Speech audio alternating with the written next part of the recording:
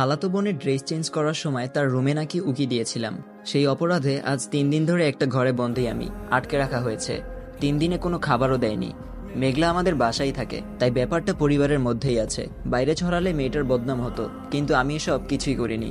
মেঘলা আব্বুর কাছে বিচার দিল, আর আব্বুও তার কথা বিশ্বাস করে নিল। আমার কথা কেউ শুনলই না, উল্টো আব্বু স্টিলের লাঠি দিয়ে মারলো আমাকে। আম্মুও কিছু বলল না, তবে ওনার চোখেও ঘৃণা। মাও বিশ্বাস করে নিয়েছে আমি এই কাজটা করেছি। ছাদের অন্ধকার ঘরটাতে হাত বেঁধে দরজায় তালা লাগিয়ে রাখা হয়েছে আমাকে। 3 দিন ধরে না খেয়ে থাকায় শরীরটা ভেঙে পড়েছে। মাথা ব্যথা আর গ্যাস্ট্রিক তো আছেই। মেঘলার কথা মনে পড়তেই লজ্জা লাগতেছে। মেয়েটা সামান্য একটা ভুলের জন্য এত বড় মিথ্যে বলল আব্বুর কাছে। আমি পাগল হয়ে গেছি প্রায়। ড্রাগ নেই না 3 দিন হলো।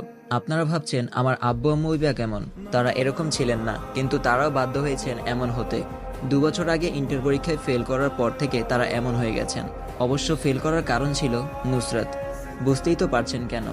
সে চলে যাওয়ার পর নিজেকে ধরে রাখতে পারিনি আমি। এতটাই আসক্ত ছিলাম যে তাকে ভুলতে আমার ড্রাগ নেওয়ার প্রয়োজন হলো।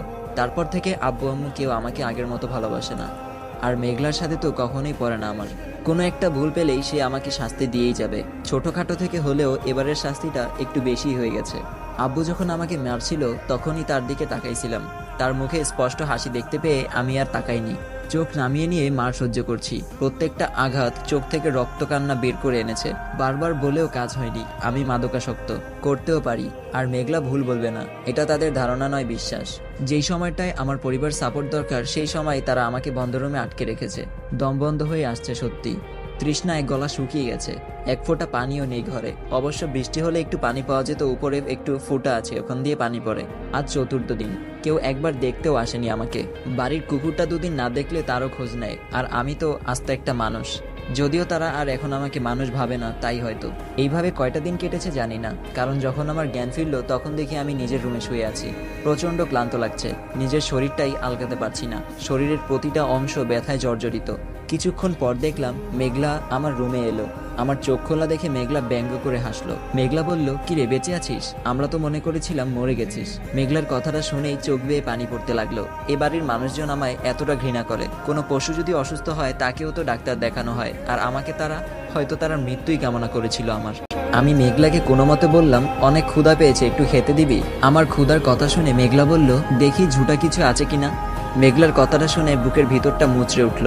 আমি আজ এত অবহেলিত, সব ওই নুসরাতের জন্য। একটু পর মেঘলা একটা প্লেটে কিছু ভাত, সাথে আলু ভর্তা আর ডাল দিয়ে গেল। ক্ষুধার তাড়নায় দেখার সময় ছিল না কেমন ছিল খাবারগুলো, তবে খাবারগুলো কেমন টকটক লাগছিল। এইভাবেই চলছে আমার দিন। একদিন রাতে খাবার খাইতে বসছি, এমন সময় আব্বু এলো রুমে। আব্বু বলল, রাফি প্লিজ তুই আমাদের মুক্ত কর।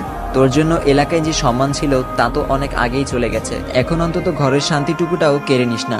রাতে ঘুমানোর সময় বাবার বলা কথাটা চিন্তা করতে লাগলাম। আসলেই তো আমি তো শেষ হলাম নুসরাতের জন্য, সাথে বাবা মায়ের সম্মানও শেষ করে দিলাম। এবার তাদের মুক্ত করে দিব।